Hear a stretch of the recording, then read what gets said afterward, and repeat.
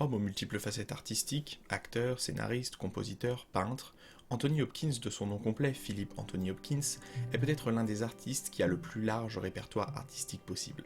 Il a en effet touché à de nombreux styles d'art. L'acting dans des films comme Hannibal, Elephant Man ou Dracula, l'art dramatique dans des pièces comme La puce à l'oreille, Écus ou Le Roi Lear, mais également la peinture et la composition de musique classique et de musique de film.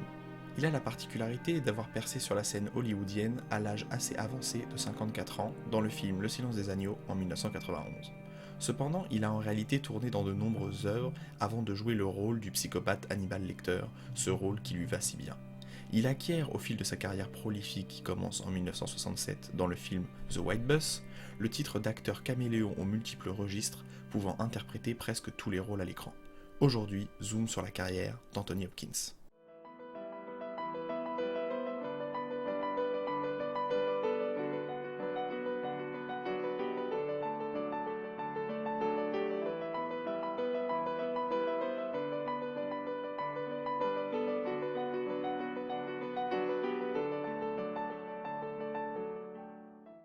Philip Anthony Hopkins est né le 31 décembre 1937 dans la ville de Port Talbot au Pays de Galles. Il vit dans le quartier Margam et grandit dans une famille britannique classique plutôt modeste. Il est élevé par ses parents, Muriel Anne sa mère et Richard Arthur Hopkins son père, modeste boulanger de quartier. Il passe des premières années scolaires difficiles étant donné qu'il est touché par une forte dyslexie dont il souffre grandement car ce handicap dans les années 40 et 50 n'était évidemment pas encore diagnostiqué. Il se réfugie alors dans l'art, surtout dans le dessin et la peinture, et il commence à jouer du piano en amateur. C'est en 1949 que ses parents l'envoient à l'école John's West Monmouth Boys Schools à Pontypool, située dans le sud du Pays de Galles. Il y reste 5 ans et finit par être admis à la Cambridge Grammar School, située encore plus au sud. À 15 ans, il fait la rencontre de Richard Burton, acteur britannique qui sera nommé aux Oscars en 1952 pour son rôle dans Ma cousine Rachel. Richard Burton encourage l'adolescent à se lancer dans l'acting et plus largement dans le monde de la scène. Il s'inscrit peu de temps après au Royal Welsh College of Music and Drama, dont il sort diplômé en 1957. Il finit par déménager et s'installer à Londres en 1960 après 2 ans de service militaire. Il intègre alors la Royal Academy of Dramatic Art. Cette école est une véritable aubaine pour Hopkins car, fondée en 1904, elle est l'une des plus prestigieuses écoles de théâtre du Royaume-Uni. C'est en 1965 que sa carrière théâtrale prend un premier envol quand Laurence Olivier, un prestigieux metteur en scène et acteur anglais, le remarque et fait de Hopkins sa doublure officielle. Il peut alors briller en remplaçant Laurence Olivier, notamment quand celui-ci est touché par l'appendicite en 1966. Laurence Olivier, dans ses mémoires, fera la louange de Hopkins, vantant ses qualités tant artistiques que humaines. Cependant, ceci ne suffit pas à Hopkins, qui n'a qu'une hâte, faire son entrée dans le cinéma. Ceci est chose faite en 1967, où il joue dans l'adaptation à l'écran de la pièce La puce à l'oreille. Les années suivantes, il joue dans d'autres pièces adaptées pour le grand écran, mais c'est en 1970 qu'il joue dans son premier film au scénario original, dans Le miroir aux espions, où il incarne un agent allemand qui aide un soldat anglais à s'infiltrer sur le territoire soviétique. Ce film souffre clairement d'un manque de rythme dans la première partie, avec une première demi-heure soporifique. Son style, film d'espionnage, n'en présente pas tous les gimmicks, on y trouve peu de scènes de tension, ni même de réelles scènes d'enquête. Après ce film, il enchaîne un nombre de projets assez impressionnants.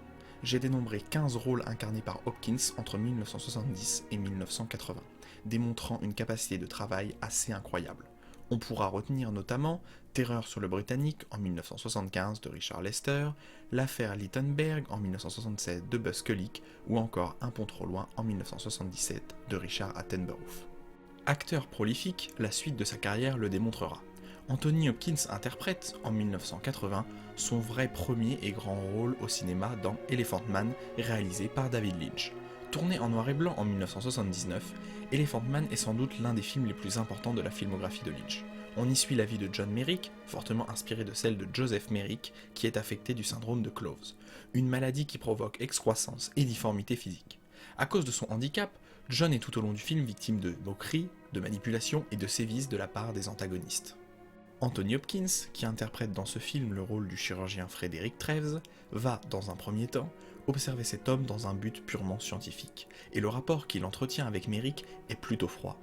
Mais, au fil du film, il va aussi découvrir d'autres aspects de cet homme meurtri, autant physiquement que mentalement. Il va alors s'attacher à lui et tenter de l'aider alors que tout le monde le traite comme un monstre tout juste bon à être montré dans les cirques. Ce drame magnifique finit alors sur une des scènes les plus émouvantes du cinéma que je ne vais bien évidemment pas vous spoiler. Je considère ce film comme l'un des drames les plus importants des années 80, la patte de David Lynch étant parfaitement visible, et on retrouve dans ce film quelques-uns de ses thèmes favoris. La difformité, le surnaturel proche du réel, et surtout ici la nécessité de dépasser les apparences. En somme, ce film est magistral dans sa réalisation, dans ses thèmes et dans les jeux d'acteurs, toujours justes et précis, avec notamment des dialogues parfaits pour Anthony Hopkins qui interprète ici à mon avis le deuxième rôle le plus important de sa carrière. Dans les années 80, l'acteur va enchaîner de nombreux rôles de premier plan, 16 au total, dans des films tels que The Bunker de George Schaefer en 1981, où il joue le rôle controversé d'Adolf Hitler dans les jours qui précèdent son suicide. Le Bossu de Notre-Dame de Michael Tuchner et Alan Hume en 1982, film dans lequel il interprète le rôle de Quasimodo, personnage symétrique de John Merrick, ou encore Le Bounty de Roger Donaldson en 1984, remake des versions de 1935 et de 1962 des Révoltés du Bounty, et dans lequel il reprend le rôle inoubliable du Captain Bligh, immortalisé par Charles Longton en 1935 et Trevor Howard en 1962. Il est par ailleurs promu commandeur de l'Ordre de l'Empire britannique en 1987, puis chevalier en 1993. C'est en 1991 qu'Anthony Hopkins obtient le rôle le plus important de sa carrière. Son interprétation magistrale d'Hannibal Lecter va en faire un acteur internationalement reconnu d'une part, et lui ouvrir une carrière qui va aller en s'accélérant d'autre part.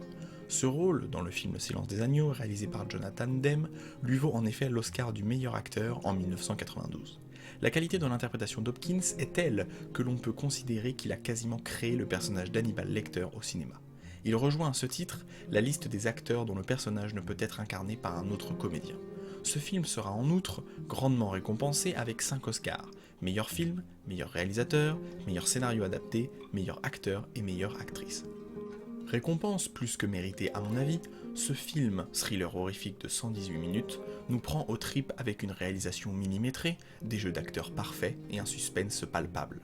Ce film raconte l'enquête menée par Clarice Starling, interprétée par Jodie Foster, qui doit au plus vite retrouver et arrêter Buffalo Bill, un tueur en série qui a la particularité d'arracher la peau de ses victimes, personnage inspiré du réel tueur en série Edward Theodore. Pour arrêter le tueur, Clarice va être obligée de collaborer avec Hannibal Lecter, un éminent psychiatre cannibale enfermé depuis 8 ans dans une prison de haute sécurité.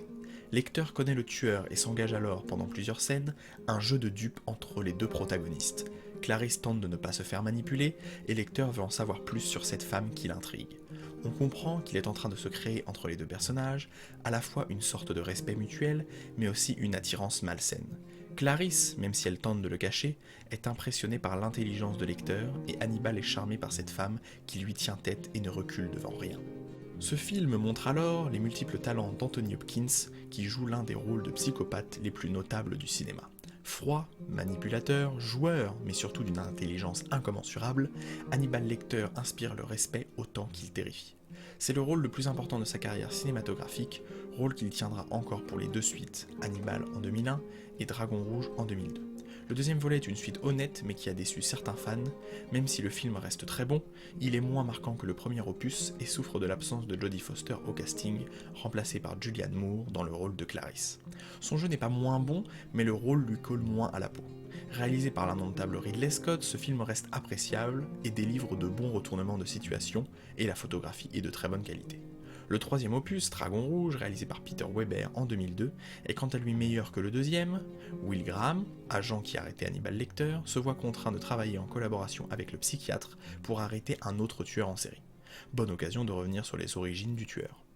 Après Le Silence des Agneaux, qui a très bien servi la carrière de l'acteur, Anthony Hopkins continue sa carrière à un rythme effréné, avec près de 2 films par an.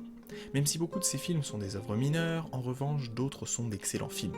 Dracula de Francis Ford Coppola en 1992, film fantastique et novateur dans lequel Hopkins n'occupe cependant qu'un rôle de second plan. Les vestiges du jour de James Ivory en 1993, drame historique dans l'Angleterre du début du XXe siècle, et œuvre subtile dans laquelle Hopkins, au sommet de son art, tient le rôle d'un majordome plaçant son devoir au-dessus de ses sentiments. Amistad de Steven Spielberg en 1997, où est narrée l'histoire d'un vrai groupe d'esclaves jugés en Amérique pour mutinerie, évoquant nombre de questions existentielles sur les droits de l'homme. Enfin, Le Masque de Zorro par Martin Campbell en 1998, où Hopkins porte le rôle du justicier masqué de façon plus que convaincante, mais peut-être dans une histoire quelque peu simpliste. Il fait ensuite son entrée dans les blockbusters hollywoodiens avec la trilogie Thor du Marvel Cinematic Universe, respectivement en 2011, 2013 et 2017, où il interprète le rôle d'Odin, le père de Thor et de Loki. Un rôle plus classique, mais qui le fait entrer dans l'inconscient collectif de nombreux spectateurs plus jeunes. Il continue sa carrière en participant aux 2 premières saisons de Westworld en 2016 et 2018. Son dernier rôle en date est celui du pape Benoît XVI dans le film Les Deux Papes de 2019, réalisé par Fernando Meirelles et disponible sur Netflix. Un film particulièrement touchant sur une amitié tissée entre Benoît XVI et le futur pape François. Les dialogues étant au centre du récit, Meirelles nous fait ressentir tout le caractère opposé des 2 hommes à un moment charnière pour l'Église catholique romaine, celui de la perte progressive de son pouvoir sur le monde. Le film est cependant critiqué, la réalité historique y étant peu vérifiable, voire manifestement romancée. Pourtant, Anthony Hopkins est particulièrement convaincant dans le rôle de Benoît XVI. Il excelle à représenter le conservatisme dogmatique du personnage. En conclusion, l'on peut dire qu'il est très complexe de traiter l'ensemble de la carrière d'Anthony Hopkins en 10 minutes. Il a tourné à ce jour dans 108 longs ou courts métrages et a joué dans une vingtaine de pièces de théâtre. Il a également été scénariste et producteur. Il a en outre réalisé des œuvres picturales, 2 albums de musique classique et la bande-son originale des films Splitstream, August et Dylan Thomas Return Journey, dont il est lui-même réalisateur. Son jeu est particulièrement riche et tient à la fois à sa grande culture et à son attachement à toutes les formes d'art existantes.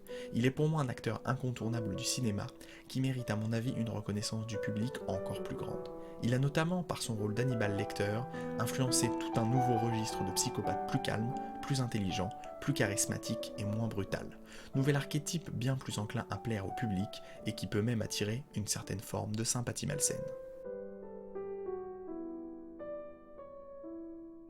Merci de m'avoir écouté. Si cette vidéo vous a plu, vous pouvez mettre un pouce bleu, vous abonner et partager cette vidéo à vos amis et votre famille.